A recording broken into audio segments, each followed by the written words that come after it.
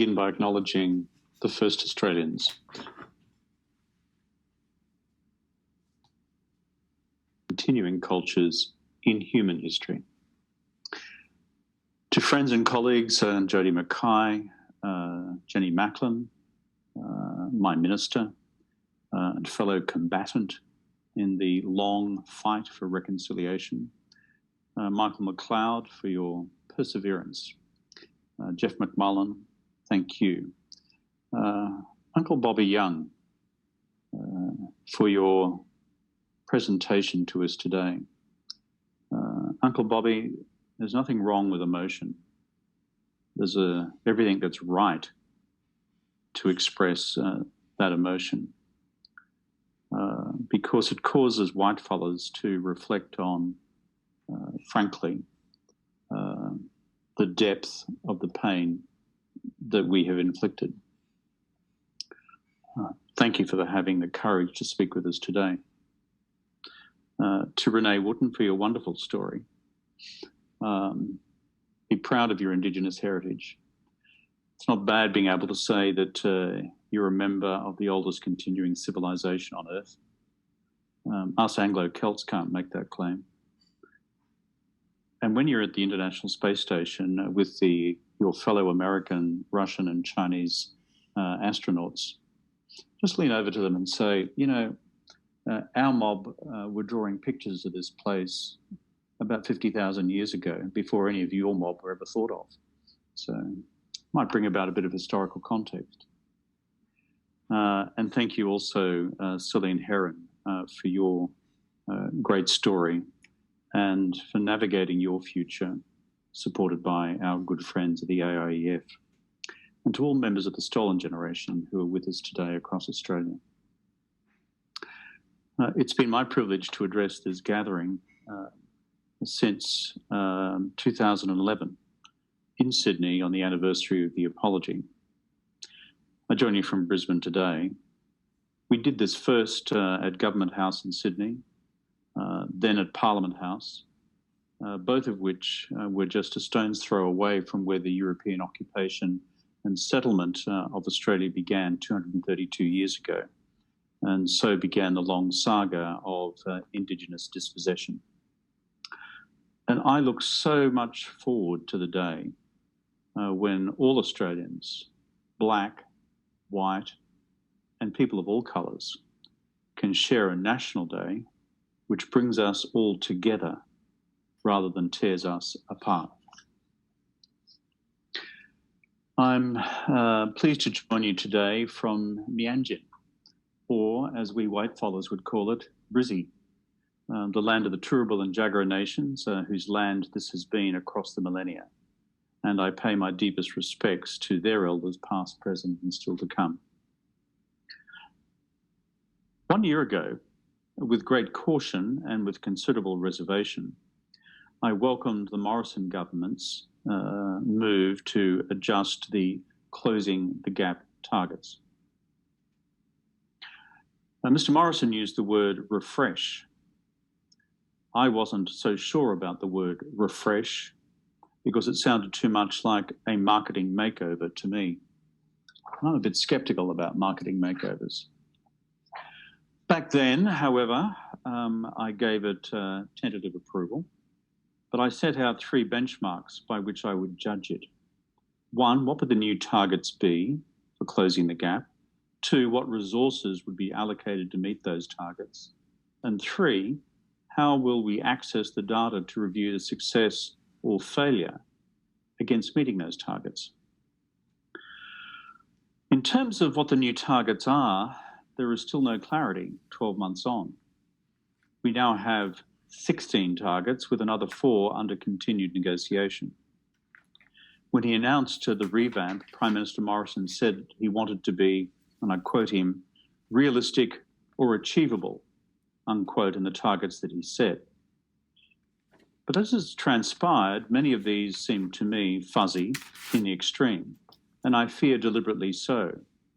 These targets called for, and I quote, a sustained increase in this or a significant and sustained trend in that. Others again appear designed to be met without any government action at all, at least according to the ANU's Centre for Aboriginal Economic Policy Research. So being achievable, as Mr Morrison has asked us to be in our targets, doesn't mean making the targets so small that we can then give ourselves a giant pat on the back to say the job is done. That's not an achievable goal. That's just a bullshit goal. Pardon my French. I nonetheless wait to see what different jurisdictions around Australia, states and territories, and Indigenous leaders have to say when state and federal governments publish their implementation plans mid-year. In terms of resources, the second criteria that I put forward for evaluating the seriousness of Mr Morrison's refresh of the Closing the Gaps target, the situation is grim. To put this into context, when my government first published the Closing the Gap framework back in 2008-9, through the Council of Australian Governments, we jointly committed to $4.6 billion to achieve the 6 targets we set over the ensuing 10 years. 4.6 billion. After I left office in 2013, Prime Minister Abbott added one more target, but then proceeded to cut the allocation of funding to these programs by $500 million in one hit. That doesn't add up. Furthermore, up until today, that funding has not been restored. So now we have 16 targets, 4 more under negotiation, and the government has committed less than $47 million to achieving them. $47 million. That's not even 10% of the amount that they have cut, and it's not even 1% of the total amount that we committed. We've got to be fair dinkum about this. It's not as if this government has been clutching parsimoniously to the purse strings of the national budget over the last year or so. No, but they've been spending like drunken sailors. John Maynard Keynes would blush.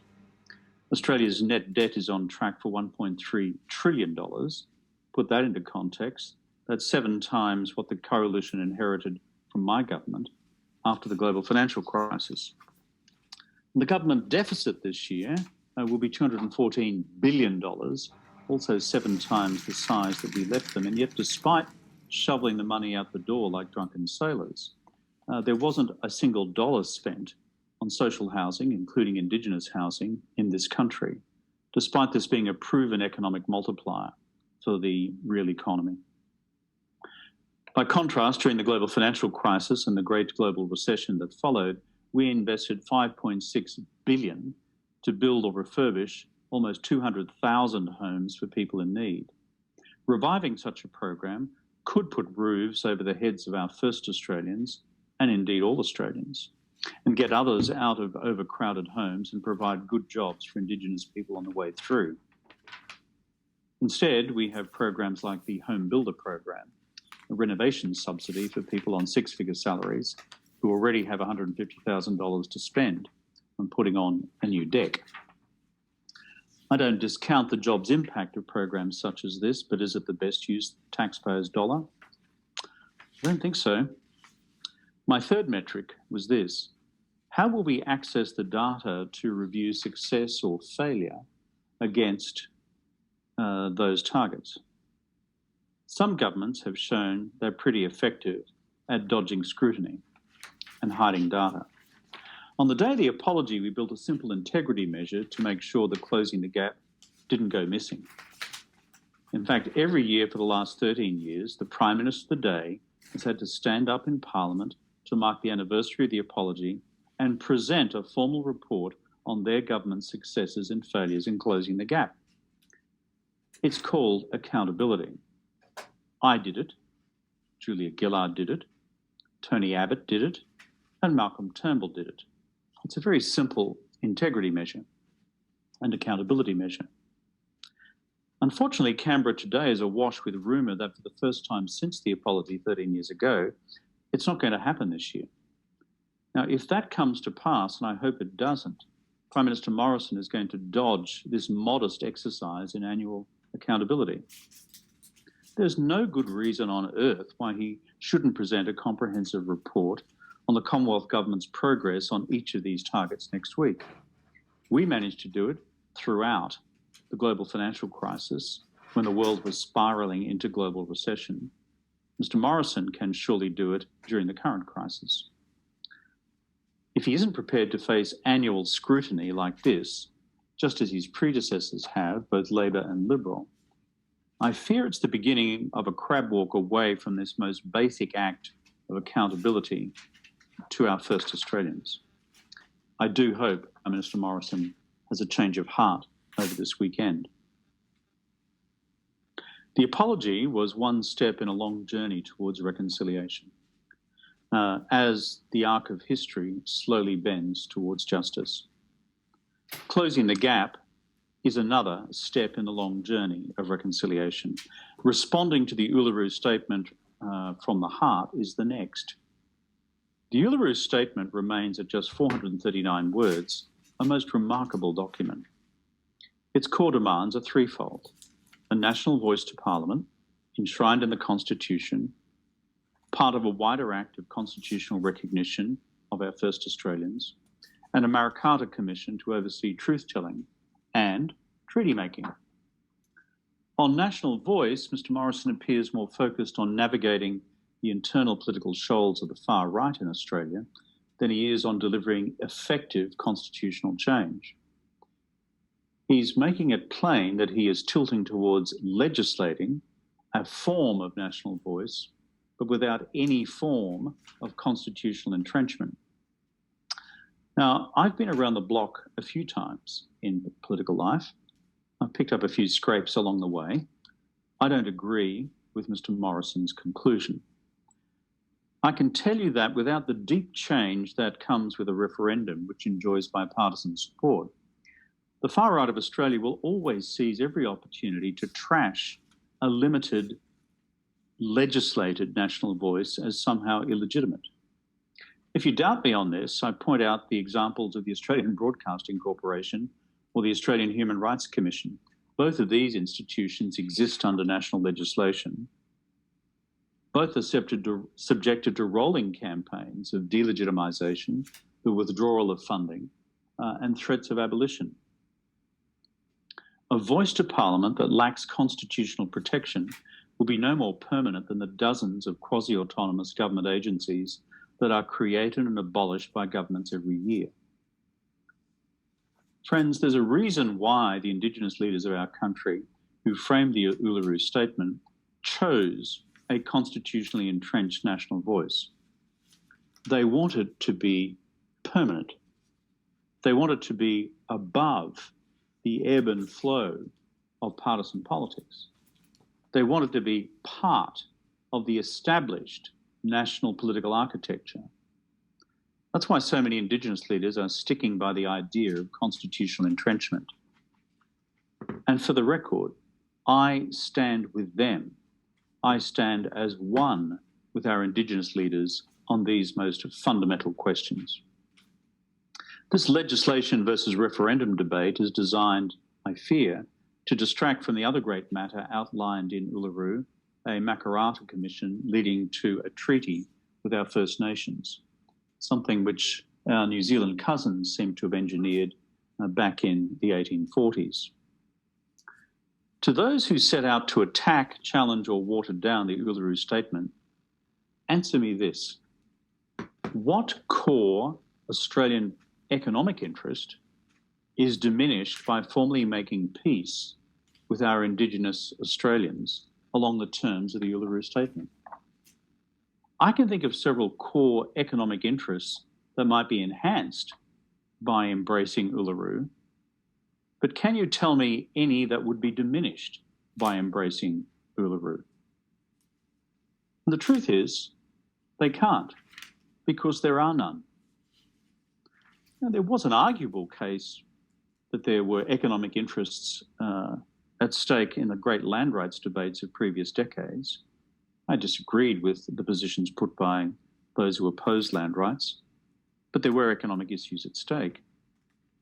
There are no economic issues at stake with this whatsoever.